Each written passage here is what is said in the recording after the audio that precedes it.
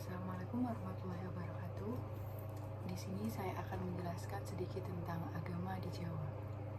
Yang pertama ialah pesta komunal selamatan di berbagai upacara inti. Di pusat seluruh sistem keagamaan orang Jawa terdapat sebuah upacara kecil, sederhana, formal, tidak dramatis, dan hampir mengandung rahasia. Selamatan sendiri terkadang disebut juga kenduren. Selamat adalah versi Jawa dari apa yang barangkali merupakan upacara keagamaan yang paling umum di dunia. Pesta komunal, sama seperti hampir di semua tempat, ia melambangkan kesatuan mistik dan sosial dari mereka yang ikut serta di dalamnya. Handai taulan tetangga, rekan sekerja, sanak keluarga, arwah setempat atau nenek moyang yang sudah mati, serta dewa-dewa yang hampir terlupakan, semua duduk bersama dan karena itu terikat ke dalam sebuah kelompok sosial tertentu. Dan terikat ke dalam sebuah kelompok sosial yang berikrar untuk tolong-menolong dan bekerja sama. Di sebuah desa di Mojokerto, selamatan menjadi semacam wadah bersama masyarakat yang mempertemukan berbagai aspek kehidupan sosial serta pengalaman individu dengan suatu cara yang memperkecil ketidakpastian, ketegangan, dan konflik-konflik atau setidaknya dianggap berbuat demikian. Dan perubahan bentuk kehidupan kota serta berbagai yang ada di pinggir kota tersebut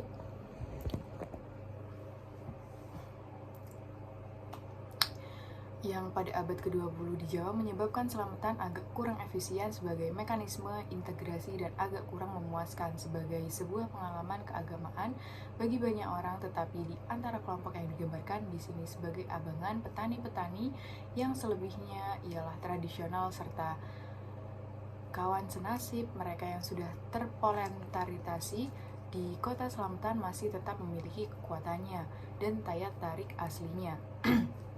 Dan yang kedua ialah kepercayaan terhadap makhluk halus.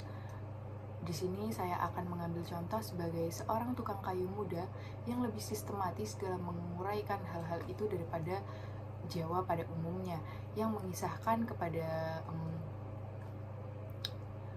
ada 3 jenis makhluk halus. Yang pertama ialah memedi, secara harfiah berarti tukang menakut-nakuti.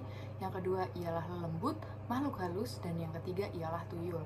Memedi ialah mengganggu orang atau menakut-nakuti, tetapi biasanya menimbulkan kerusakan serius. Dan membedi ini sendiri yakni laki-laki yang biasa disebut dengan genderuwo dan yang perempuan disebut wewe.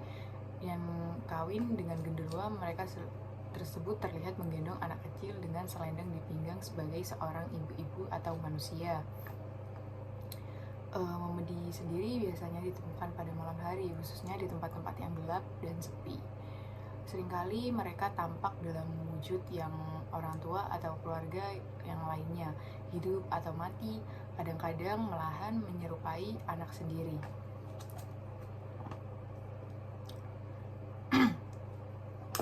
Tukang kayu itu masih sangat ingat betul beberapa tahun yang lalu seorang anak hilang di daerah sekitar rumahnya. Ia mencari kemana-mana sepanjang minggu dan ketika mereka akhirnya menemukan anak itu, ia sedang bersembunyi di belakang rumah dalam keadaan sangat-sangat ketakutan.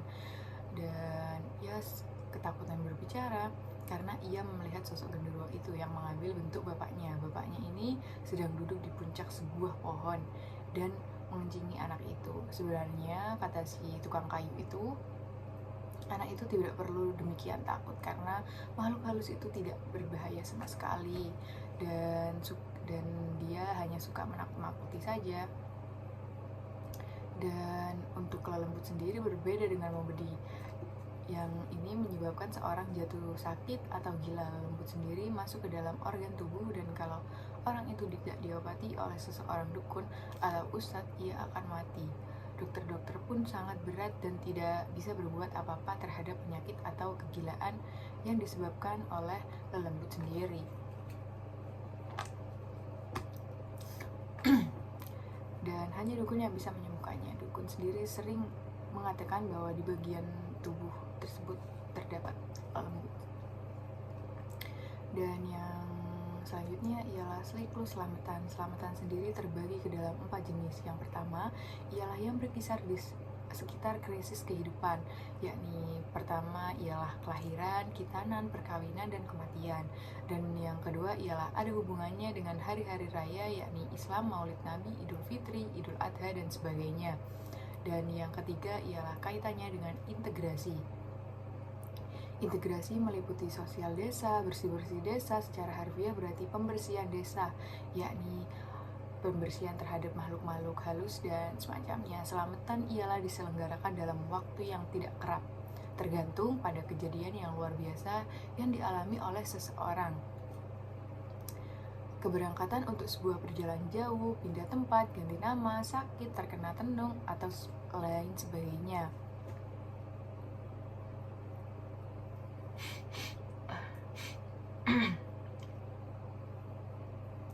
Dan patut dicatat ada dua faktor yang umum untuk semua jenis, yakni pertama yakni prinsip yang mendasari penentuan waktu selamatan, dan kedua yakni ekonomi selamatan. Yang pertama ialah petungan sistem numerologi orang Jawa. Waktu selamatan sendiri yakni pada tahun kelahiran ialah ditetapkan menurut peristiwa kelahiran, dan selamatan kematian itu ditetapkan menurut peristiwa-peristiwa kematian itu. Namun orang Jawa tidak menganggap peristiwa itu sebagai sebuah kebetulan,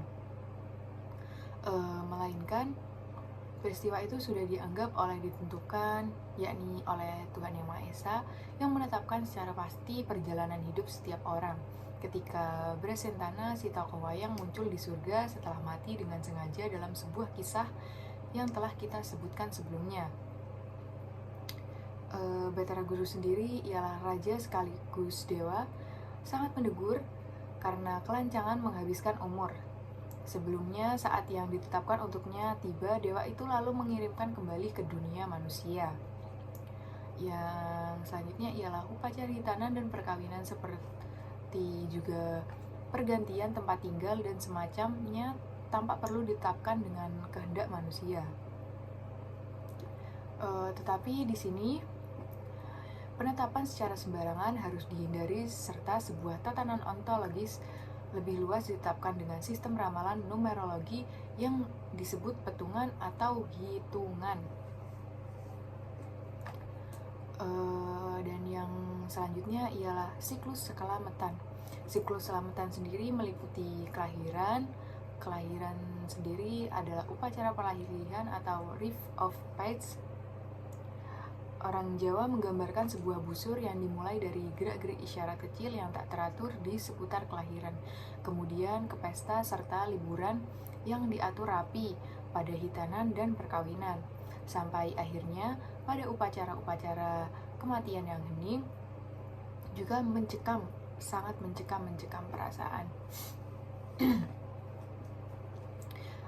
Dalam keseluruhannya, selamatan menyediakan kerangka. Apa yang berbeda adalah identitas suatu hati dan kompleksitas simbolisme khusus dari peristiwanya. Upacara itu menekankan kesinambungan serta identitas yang sangat mendasari semua aspek pada kehidupan dan transisi serta fase-fase khususnya yang dilewati. Setelah lahiran, ada sebuah kata lagi, yakni tingkepan. Tingkepan sendiri di sekitar kelahiran terkumpul 4 selamatan. 4 selamatan utama dan berbagai selamatan kecil. Selamatan utama diselenggarakan pada bulan ke-7 masa kehamilan. Tingkepan yang diselenggarakan hanya apabila anak yang dikandung ialah anak pertama bagi si ibu, si ayah, atau keduanya. Pada kelahiran bayi itu sendiri, kita bisa menyebutnya babaran, atau 5 hari sesudah kelahiran ialah pasaran, dan 7 bulan setelah kelahiran ialah pitonan atau mitoni. Selamatan-selamatan lain bisa diadakan, bisa juga tidak, yakni pada bulan ketiga masa kehamilan, yakni telonan. Bulan pertama sesudah kelahiran ialah selapan, dan setahun sesudahnya ialah tahunan. Beberapa orang mengadakan selamatan setiap bulan secara tak teratur selama 1 atau 2 tahun sesuai kelahiran hingga anak itu beranjak dewasa. Tetapi dalam masyarakat ini sangat beraneka ragam, dan selamatan demikian biasanya kecil serta tidak penting. Patut dicatat, penentuan waktu bukanlah menurut bulan barat yang yakni 30 hari, tetapi dengan bulan Jawa yang 35 hari. Orang Jawa menggabungkan 5 hari pasaran Legi, Pahing, Pon, Wage, Kliwon dengan 7 hari Minggu Islam Barat, Minggu, Senin, Selasa, Rebo, Kamis, Jumuat, Sabtu. Mereka mulanya memiliki mingguan 7 hari sendiri seperti berbagai bangsa lainnya, dan mingguan 7 hari yang sekarang hanyalah merupakan nama-nama Islam yang menggantikan nama asli. Karena 7 kali 5 sama dengan 35, maka 35 hari yang berbeda-beda: Minggu Legi, Senin Pahing, Jumat Legi, Sabtu Pahing, Sabtu Kliwon, dan perputaran ini membentuk bulan. Namun sebenarnya bulan-bulan ini bukan merupakan kesatuan yang tampak mutlak sebagaimana apa yang ada pada diri kita, melainkan hanya merupakan jarak waktu antara suatu hari tertentu dengan datangnya hari itu, yakni 35 hari kemudian. Yang selanjutnya yakni masih siklus selamatan, hitanan, dan perkawinan. Hitanan sendiri kita sebut dengan sunatan sekaligus semacamnya. Hitanan mungkin telah familiar di Jawa. Dan sebelum mulanya zaman Islam pada abad ke-16, hampir tak ada bekas-bekas upacara inisial pra-Islam yang tampak di Mojokerto. Di daerah ini, upacara untuk merayakan hitanan pada umumnya menyerupai pola upacara perkawinan, tentu saja dengan meniadakan unsur-unsur yang berhubungan dengan upacara bersanding bagi kedua mempelai. Dengan demikian, hidangan pada selamatan Islaman atau hitanan yang biasa disebut juga sunatan sama dengan hidangan pada selamatan kepanggihan. Untuk kepanggihan sendiri ialah perkawinan, dan kedua upacara itu memberikan kesempatan utama untuk pengeluaran yang berlebih-lebihan dalam kehidupan orang Jawa. Karena hiburan sewaan yang meriah, wayang kulit dengan seperangkat gamelan, orkes model barat lengkap dengan biduan wanitanya ataupun rombongan tari dari manapun. Drama-drama keliling dipertunjukkan. Ada sebanyak 200 orang mungkin yang diberi makan dalam resepsi yang mengiringi selamatannya sendiri. Yang dalam kasusnya pun hanya terbatas pada 8-10 peserta.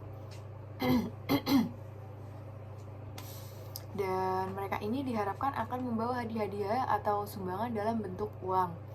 Dalam beberapa hal, perkawinan serta hitanan merupakan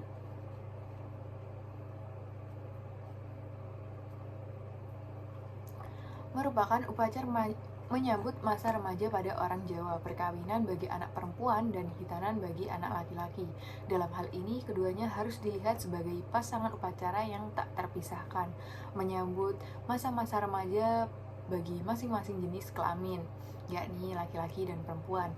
Kebanyakan anak lelaki di Jawa disunat pada usia 10-15 tahun, walaupun saya mengenal seorang santri yang menyunat anaknya pada usia 15 tahun. Dan kebanyakan anak-anak di Mojokerto disunat sendiri-sendiri, tetapi ada kalanya juga yang satu rombongan atau massal yang terdiri atas 2 atau 3 saudara sepupu, tetangga, ini disunat sekaligus. Dan menurut kebiasaannya, penyunatan ini dilakukan oleh seorang ahli yang disebut calak atau bong, yang seringkali juga merangkap sebagai tukang cukur, jagal, atau dukun. Dan orang ini dewasa. Banyak orang di kota yang menyunatkan anaknya di rumah sakit, yang dikerjakan oleh perawat pria atau yang kita sebut dengan mantri. Tetapi kebanyakan orang mungkin masih pergi ke celak karena ongkosnya lebih murah. Dalam daftar tersebut, resmi kantor Departemen Agama atau Depak setempat di Mojokerto ada 11 orang calak yang disahkan untuk wilayah itu. Yang paling dia diantaranya mereka ialah seorang haji yang juga merangkap sebagai dukun. Ia memperoleh ilmunya dari leluhurnya, yakni ayahnya. Sekalipun ia memiliki 200 meter persegi sawah, katanya penghasilan dari praktiknya sebagai tukang sunat tersebut.